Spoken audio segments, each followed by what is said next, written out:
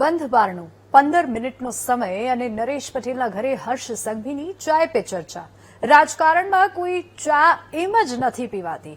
નરેશ પટેલની નિવૃત્તિની જાહેરાત વચ્ચે હર્ષ સંઘવી કેમ દોડતા પહોંચ્યા અને ગુપ્ત બેઠકમાં ગુજરાતની સત્તાનું કયું નવું પ્રકરણ લખાયું? સવાલ અનેક છે, પણ જવાબ સમય પાસે છે. જોઈએ આ રિપોર્ટ.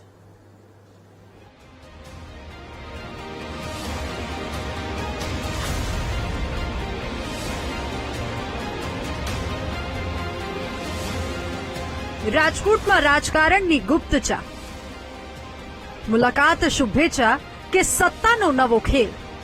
ખોડલધામના પ્રમુખ નરેશ પટેલ અને ડેપ્યુટી સીએમ હર્ષ સંઘવી વચ્ચે રાજકોટમાં ગુપ્ત બેઠક થઈ.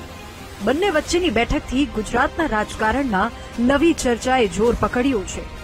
નાયબ મુખ્યમંત્રી હર્ષ સંઘવી કાર્યક્રમ પતાવીને તરત જ જે રીતે નરેશ પટેલને મળવા પહોંચ્યા અને 15 મિનિટ સુધી બંધ બારણે ચર્ચા ચાલી, તે સાબિત કરે છે કે આ કોઈ અચાનક કે સામાન્ય મુલાકાત નહોતી, પરંતુ તેની પાછળ કોઈ મોટો એજન્ડા ચોક્કસ હતો. 15 મિનિટની બેઠક, શુભેચ્છા મુલાકાત કે રાજકીય ખેલ? રાજ્યસભામાં પાટીદારોની બાદબાકીથી નારાજગીની ચર્ચા.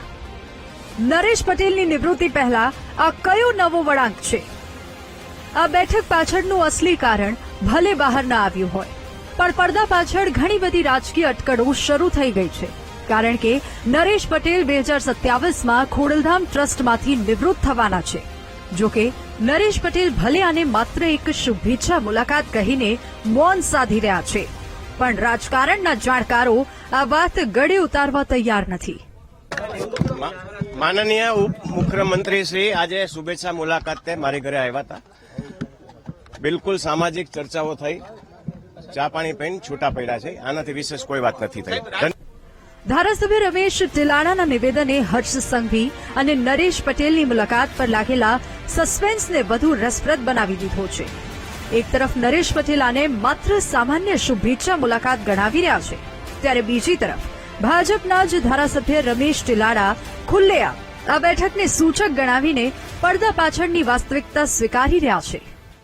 હર્ષભાઈની ઈચ્છા હતી કે ચા પીવા આવવું છે, એટલે હર્ષભાઈ મને એરપોર્ટ ઉપર કીધું કે આપણે નરેશભાઈ ઘરે ચા પીવા જવું છે, એટલે અમે બધા ચા પીવા આવ્યા. બીજો કોઈ બેઠકનું કઈ શુભેચ્છા મુલાકાત તો આગેવાન છે તો આવતા જ હોય ને બધા એમ. ના ના, આપણા ડેપ્યુટી સીએમ હર્ષભાઈની લાગણી હતી અને ઈચ્છા હતી કે આપણે નરેશભાઈની શુભેચ્છા મુલાકાત લઈ. અમારે એરપોર્ટ ઉપર નક્કી થયું એટલે અમે આવ્યા. બાકી તો બીજી કઈ આમાં બેઠકની કોઈ વાત જ નથી. રાજકીય રીતે કઈ આને જોતો નથી. નરેશભાઈ નિવૃત્ત થવાના એ તો એનો પોતાનો નિર્ણય છે અને એને નિર્ણય લીધો હશે, એમાં તો આપણે કઈ બીજું કહેવાનું હોતું નથી. ના, નરેશભાઈ રાજકારણમાં પ્રવેશ કરવાની તો ના પાડે છે. રાજકારણમાં સારા લોકો આવે તો સારી જ વાત છે ને.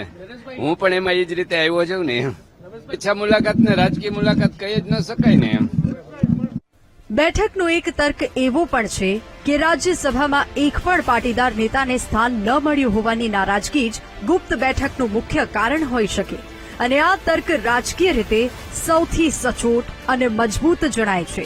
પાટીદાર સમાજ હંમેશા ગુજરાતના રાજકારણનું પાવર સેન્ટર રહ્યો છે, અને જ્યારે આટલા મોટા પ્રતિનિધિત્વમાં સમાજની બાદબાકી થાય, ત્યારે ખોડલધામ જેવા મોટા સામાજિક સંગઠનના વડા તરીકે નરેશ પટેલની ભૂમિકા આપોઆપ મહત્વની બની જાય છે. Bureau report, VTV news.